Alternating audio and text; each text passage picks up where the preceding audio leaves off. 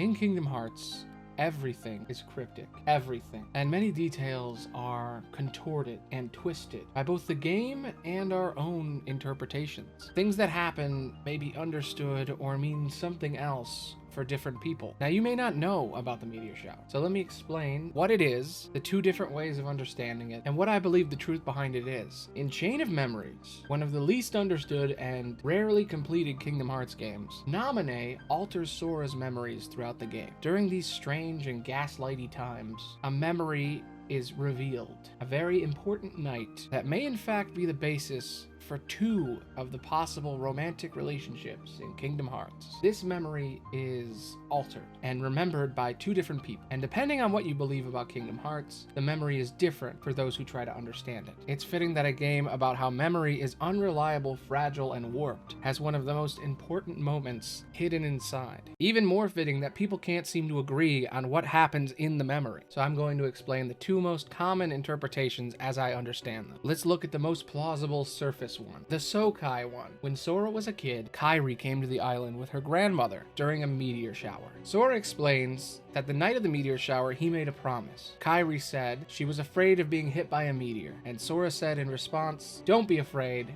If one of those meteors comes down, I'll hit it right back." He then promised to Kairi that he would always protect her, and as a symbol of this bond, Kairi gave Sora a good luck charm. Later, it is revealed that this luck charm is Oathkeeper. Now that's a nice moment, and it makes sense that Naminé would replace Kairi, and at the end of the game, Kairi is revealed to be Sora's light, the person he cares about most. After years of not playing the game, I barely remembered that this even happened, but replaying it, those lines are there, and the more I look at it without my Soriku blinders on, in the first half of Kingdom Hearts, Kairi really is set up as Sora's true love. I still believe that Riku and Sora's romantic arc is discovered in the second half of the series. But in the beginning, Sora thinks that he and Kairi are going to be together forever. He even says it at the end of 3. Now, Naminé supposedly gave this memory to Repliku so he would be devoted to her. And for him, the memory is fake. But there is another way of looking at these facts. Same story, but a different side. What if I told you some people believe that the person in the memory Sora is talking to isn't Kairi, and in fact, it was Riku? Dun dun dun!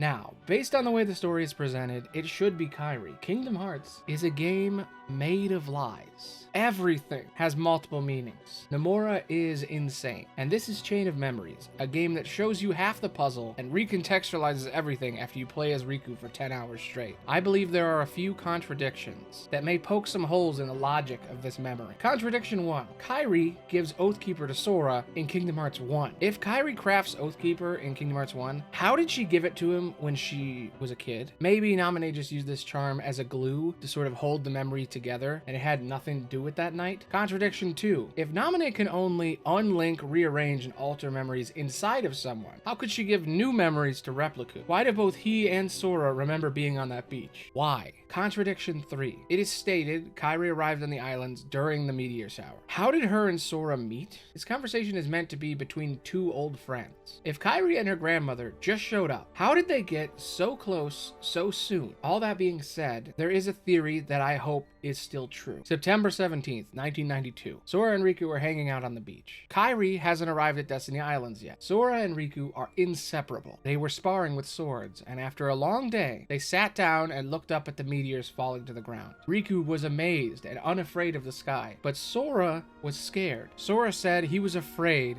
that he would be hit by a meteor. So Riku promised to protect Sora. He told him that he would hit that meteor right back. A few days later, when Terra arrived on the island, he knew Riku was strong, stronger than anyone he had ever seen, a light that he could see from space. So he gifted Riku the power to use the Keyblade, so he could protect Sora. Later, when Riku was consumed by darkness, the power transferred to Sora. That's why I think Sora has to use keychains to change his Keyblade instead of just manifesting his own. But all of the games stem from this moment. The oldest frame in Kingdom Hearts is the two of them sitting on a beach together. Nomura created an entire prequel around these short scenes of Sora and Riku as kids. In Kingdom Hearts 2, they sit on the dark beach together and reveal that they were jealous of one another. And in Kingdom Hearts 3, they make the gay blade on that very beach, saving one another and creating an amazing display. I believe in Chain of Memories that Naminé altered the memory, making Sora do the promise instead. And Naminé became Sora in the memory. This is why later, Sora says, even if the promise is fake,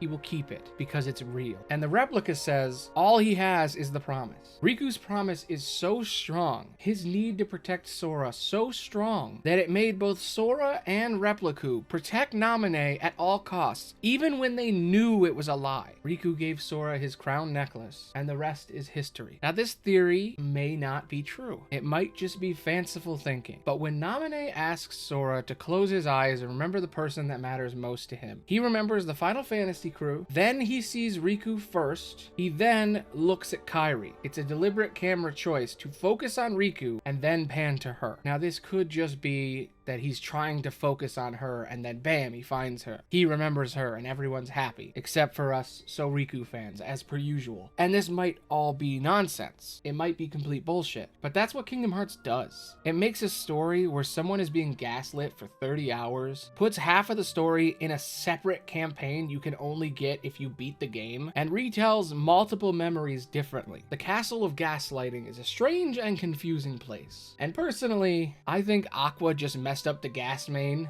when she was messing around with it, and everybody in there just has severe carbon monoxide poisoning. I like this theory, and yeah, the meteor shower is incredibly subjective, but I love how much people can reinterpret everything in Kingdom Hearts, how much we can argue about the most simple of things. So, what was on the beach? That's up to you. Was it Kairi, or was it Riku? Or was it Donald Duck continuing not to heal you, and casting spells to heal enemies like an idiot? How fucking hard is it to not use thunder on the yellow guys, fire on the red guys, and ice on the blue guys? Are you an idiot, Donald? Why have you betrayed me? I will always hate you. Always. Anyway, I'm Aloni the Bard, and that's how I feel about that. Thanks for listening. Bye.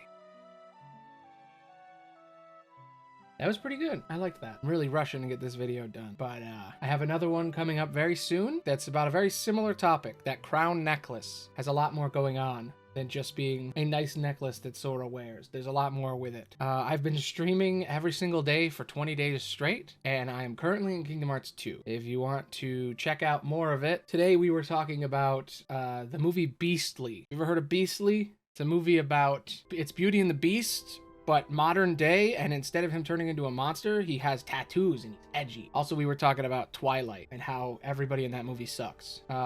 It's a pretty fun time. Here's a clip as I go. I can make Donald go away forever. Hey, Donald, I need to talk to you. Donald! I hate you, Donald. I hate you. Guess what? Go away. Beast! It's my Yay! The power. Donald! I'm just kidding, Donald. I'm just kidding. It's just me and you for life, man. Me and you for life. Just the two of us together forever. Bye! It's my turn. Gotcha. That was pretty fun. Come on by. It's a pretty nice time. Anyway, I will see you next time.